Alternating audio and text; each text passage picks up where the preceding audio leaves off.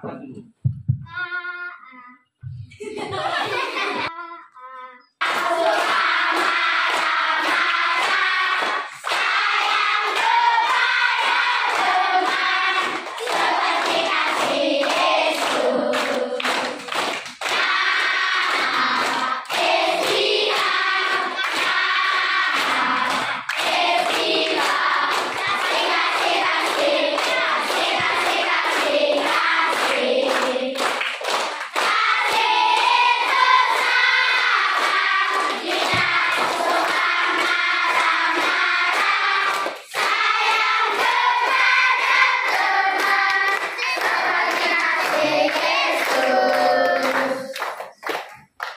Oke, terima kasih. Silakan duduk.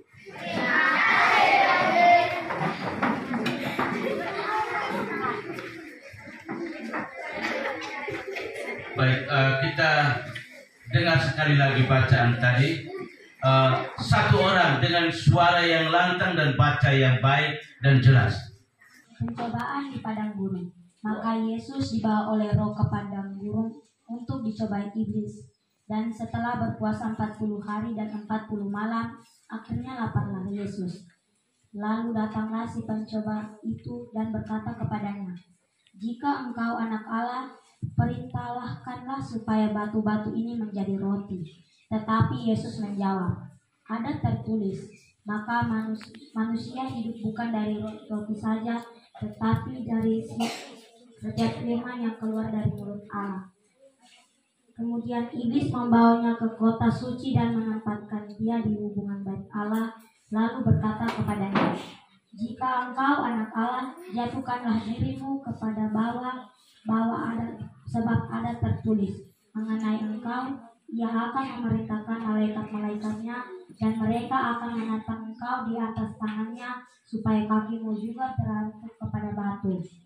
Yesus berkata kepadanya, "Ada pula tertulis, janganlah engkau mencobai Tuhan Allahmu." Dan iblis membawanya pula ke atas gunung yang sangat tinggi dan memperlihatkannya kepadanya semua kerajaan dunia dengan kemegahannya, dan berkata kepadanya, "Semua itu akan kuberikan kepadamu jika engkau sujud menyembah aku." Maka berkatalah Yesus kepadanya, Anyalah iblis, sebab ada tertulis, engkau harus menyembah Tuhan Allahmu dan hanya kepada Dia sajalah engkau berbakti. Lalu iblis meninggalkan dia, dan lihatlah malaikat-malaikat datang melayani Yesus. Injil yang barusan kita dengarkan bersama tadi, dia omong tentang apa? Tentang pencobaan. Kalau yang omong angkat tangan ya, silakan. Boleh, silakan. Pencobaan di padang gurun. Pencobaan di padang gurun. Benarkah? Benar. Siapa yang dicobai di padang gurun? Halo? Ya, silakan. Siapa? Yesus dicobai di padang gurun. Lalu siapa yang mencobai Yesus di padang gurun? Ya, di belakang. Silakan berdiri. Hantu, hantu dari mana? Siapa? Iblis ya. Jadi iblis yang iblis yang mencobai Yesus. Berapa kali Yesus dicobai oleh iblis? 3 kali. Halo, angkat tangan. Ya, laki-laki ini. Ya, silakan. Berapa kali? 3 kali. Lalu Yesus dicobai sebanyak 3 kali. Apakah Yesus jatuh dalam pencobaan? Tidak. Ya, silakan. Yesus jatuh. Jatuh atau tidak? Tidak. 3 kali Yesus dicobai. Yesus digodai. Tetapi tidak tergoda atau tidak jatuh dalam pencobaan. Baik. Anak-anak yang saya kasihi, sekarang kita sedang dalam masa apa? Masa apa? Kamu sudah pasca? Masa apa? Masa prapaskah. Kita sekarang sedang dalam masa prapaskah.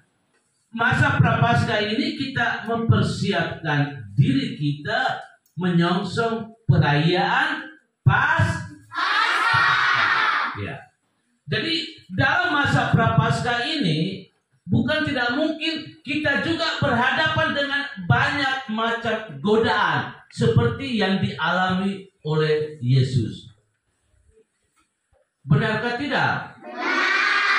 Kamu biasanya apa di antara kita yang memang bebas sekali dari godaan?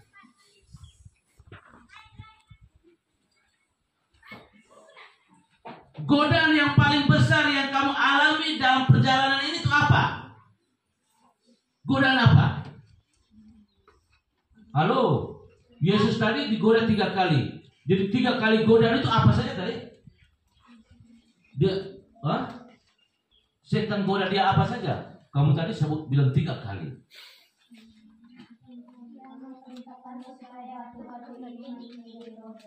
Ya, jadi perintah batu jadi roti. Yesus buat kah? Tidak. Habis perintah apa lagi? Godaan yang kedua apa? Jika engkau anak Allah, jatuhkanlah dirimu ke bawah, sebab ada tertulis. Jadi suruh Yesus untuk dia jatuh dari tempat ketinggian. Karena nanti dia jatuh, ada orang yang bisa tada dia di bawah. Godaan yang ketiga. Dan iblis membawanya pula ke atas gunung yang sangat tinggi dan memperlihatkannya kepada semua kerajaan dunia dengan kemuliaannya. Semuanya itu akan kuberikan kepadamu jika engkau sujud menyembah aku. Yesus digoda untuk harus menyembah setan. Karena setan memberi semua keindahan itu kepada dia. Tetapi apa yang dibuat? Yesus tergoda? Tidak. Kira-kira kamu punya godaan yang paling besar itu apa? Godaan malas belajar. Malas berdoa. Godaan untuk curi barang orang. Godaan apa lagi? Godaan untuk suka berkelahi. Semua kita mengalami godaan. Kita tergoda untuk berbuat yang tidak baik. Malas belajar. Malas bekerja. Malas ke gereja. Malas berdoa. Dan malas-malas yang lain. Dan ini godaan dalam diri kita. Lalu godaan-godaan itu, kalau kita sendiri tidak kuat seperti Yesus, maka mudah sekali kita akhirnya jatuh dalam godaan itu. Dengarkah tidak? Ya. Yesus digoda sebanyak 3 kali, tetapi Yesus bertahan. Dia kuat, kokoh teguh menghadapi godaan itu. Lalu sekarang kita, bagaimana saya menghadapi godaan-godaan dengan segala macam kelemahan, kekurangan manusiawi yang saya miliki? Apakah saya bertahan? Apakah saya kuat dengan godaan-godaan dalam hidup saya?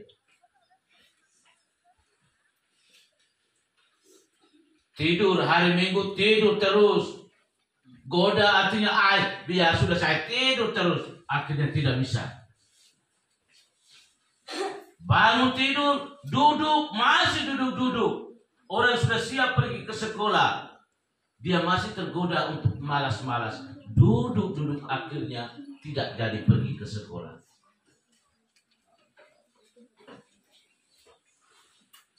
Itu godaan-godaan. Kamu biasa digoda atau tidak? Halo? Halo, kamu biasa digoda atau tidak? Digoda. Digoda oleh siapa? Iblis. Siapa itu iblis? Setan. Mana setan? Hah? Setan. Siapa yang goda kamu? Hah? Setan. Setan mana? Ini kamu semuanya setan, saling menggodai, saling menjatuhkan. Jangan cari setan jauh-jauh. Setan itu ada di dalam diri kamu. Karena itu janganlah jadikan diri Anda sebagai setan yang selalu menggoda sesamamu manusia. Semua kita ini adalah anak-anak Allah, putra-putri Allah, bukan putra-putri setan. Siapa yang putra-putri setan sini? Hah? Ya.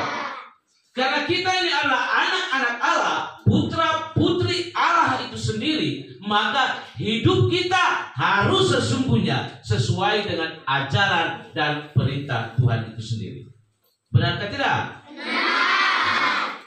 10 perintah Allah tahu. 5 perintah gereja tahu. Ya. Jadi kita hidup menurut perintah Tuhan. 10 perintah Allah. 10 perintah Allah. 1.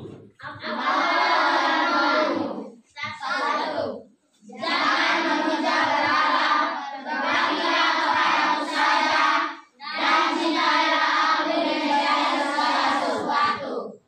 2. Jangan menyebut nama Allah Tuhanmu dengan hormat. Jadi 10 perintah Allah itu menjadi petunjuk untuk mengarahkan hidup kita yang lebih baik. Jadi kalau kita semua sungguh-sungguh taat, ikut perintah dan ajaran Tuhan itu, maka hidup kita akan selamat. Dengarkah tidak?